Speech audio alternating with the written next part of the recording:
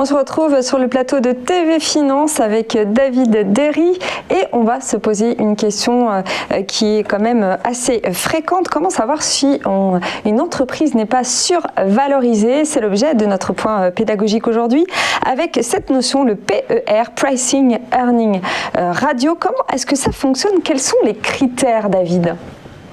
Alors le ratio PER, c'est un indicateur assez intéressant en bourse parce qu'en fait ça va permettre aux gens de savoir si une action est survalorisée ou pas.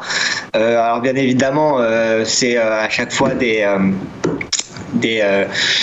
indicateurs qui vont indiquer en fait un ratio, et en fonction de ce ratio les gens vont pouvoir savoir et vont pouvoir estimer justement le nombre d'années de bénéfices que l'entreprise devra faire pour être considérée comme rentable. Donc on appelle le ratio PER, on l'appelle aussi le ratio cours sur bénéfice en français, et il est calculé d'une manière assez simple, hein, parce qu'on prend le prix de l'action justement et on va le diviser par son BPA, donc le bénéfice par action. Donc c'est l'une des moyens pour calculer le PER, donc le Price Earning Ratio.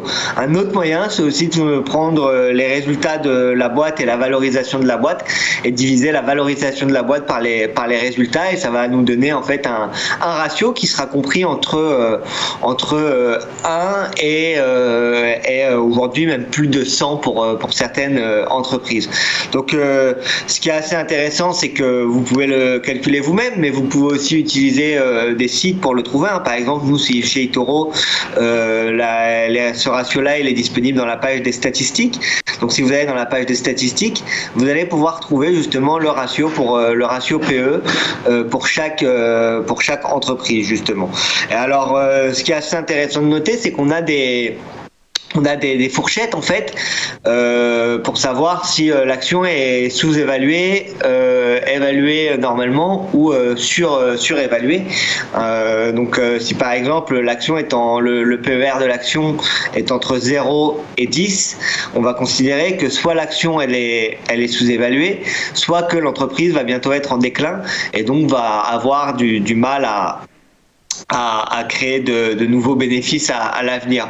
Entre 10 et 20, c'est en général là où normalement la majorité des ratios PER devraient se situer, et donc c'est une tranche qui considère justement comme le PER comme bon et l'entreprise comme valorisée normalement. Et puis ensuite au-dessus de 20, en général on considère qu'une action elle est surévaluée ou qu'il y aura de fortes croissances de profit l'année dernière. Alors comment interpréter ce ratio-là? Là par exemple on voit que pour Netflix, le ratio PER est de 60, c'est-à-dire qu'en gros, le prix de l'action vaut 60 fois les bénéfices de Netflix, où on pourrait le dire, au prix actuel, il faudrait 60 années pour Netflix pour justement être rentable avec ses résultats. Et donc on a vu sur certaines actions, on parlait de Shopify un peu plus tôt, on a vu que sur certaines actions le ratio PER a fortement explosé.